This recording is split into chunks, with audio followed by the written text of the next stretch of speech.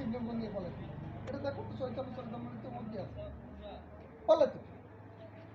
পরে ও জিজ্ঞাসা করলে কি হতো, তো বললো তুমি ভগবানের সামনে এ করো তো চোখ বন্ধ করি, চোখ মিলেই বলো।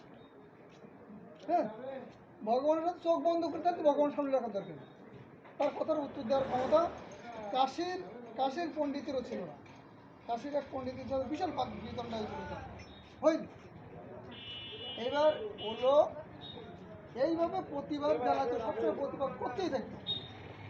ও লোকের এখন এই বৈষ্ণব সমাজ বানাইছে যে তার জন্ম হয়েছে মায়াপুরে, আসলে সে মায়াপুরে জন্মায় হয়েছিল, আসলে তো জন্ম হয়েছিল 1900 থেকে বাংলাদেশের শ্রীহট্টে চলে আসে, যেটা সিলেট এখন বর্তমান নাম পরিবর্তন করে সেটাকে নাম রাখা হয় সিলেট, কিন্তু ওটার নাম শ্রীহট্ট ছিল।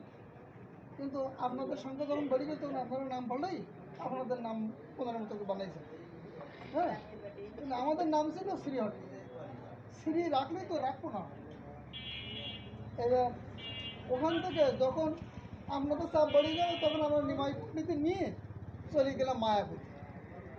হ্যাঁ, মায়াপুরে যে আস্তে আস্তে বাড়ি হতো ওটার সঙ্গে সঙ্গে এই প্রতিবাদগুলো করতে করতে করতে লক্ষ্মীপ্রিয়ার সাথে প্রেমে জড়াই পড়ি, তার সাথে বিয়ে হয়ে গেল। বিয়ে হয়ে যাওয়ার পরে উনি বাংলাদেশের আবার সিলেটে ঘুরতে আসলেন, তখন ভারত বাংলাদেশ এক ছিল। হ্যাঁ, ঘুরতে এসে লক্ষ্মীপ্রিয়া সাবেকাটি মারা যায়, ওনাকে চিঠি দেয়, চিঠি পৌঁছানোর আগে উনি দেশে প্রবেশ করেন, কিন্তু তার ভিতরে লক্ষ্মীপ্রিয়ার দাফন করা সম্পূর্ণ হয়েছে। করার পরে নিমাই পণ্ডিত খায় না, ঘুমায় না, শোয় না, মানে কারোর সাথে কথা বলে না, হতভঙ্গ মতো হয়ে বসে থাকে। এখন সচিবটা তো মহা সমস্যার ভিতরে, ছেলেকে কী করে এই ছেলেকে লাইনে আনবো। তখন মনে মনে সচিবা চিন্তা মনে করি একটু তো আবার বিয়ে দিয়ে দিই, তাহলে ও আবার লাইনে ফিরে আসবে। এইবার এখান থেকে ফিরে দিয়ে আবার ওই ঈশান নাগরকে সাথে নিয়ে কাশিতে পিণ্ড দিতে গেছিল। ঈশান নাগর ওর খুব ক্লোজ বন্ধু, ঈশান নাগর আর নীলমাধব আর ঈশান নাগরের খুব ক্লোজ বন্ধু ছিল। নীলমাধব ওর বাড়ির যে গরু টরু ছিল না, এর সব কিছু কাজবাজ ও করতো, ঈশান নাগর করতো না, ঈশান সঙ্গ দিত, এতটা ক্লোজ বন্ধু ছিল। এবার সসীমা বিষ্ণুপ্রিয়াকে মনে মনে ঠিক করি যে বিয়ের আগে ওকে জানাই যে নিমাই কালকে তোর বিয়ে। বললো মা তুমি আমার বিয়ে তুমি আমাকে বললে না, আমি জানলাম না। বলে বাবা তুই যদি না করিস তাহলে আমার মান সম্মানের কথা। তখন নিমাই বললো মা তুমি জানো তো আমার এই জগতে আর কেউ না, তুমি যদি কষ্ট পাও তাহলে আমি এই বিয়ে করবো। বিয়ে করি, বিয়ে করার পর সেই একই অবস্থা, খায় না, শোয় না, ঘুমায় না, তার সাথে কথা বলে না, তার গার বাড়ে যায় না, তাহলে আমার বিয়েতে কী লাভ হলো।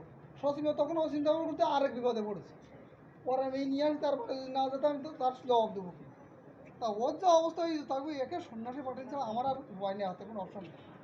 আমি সসীমা ওকে বললো যা বাবা তুই সন্ন্যাসে যা।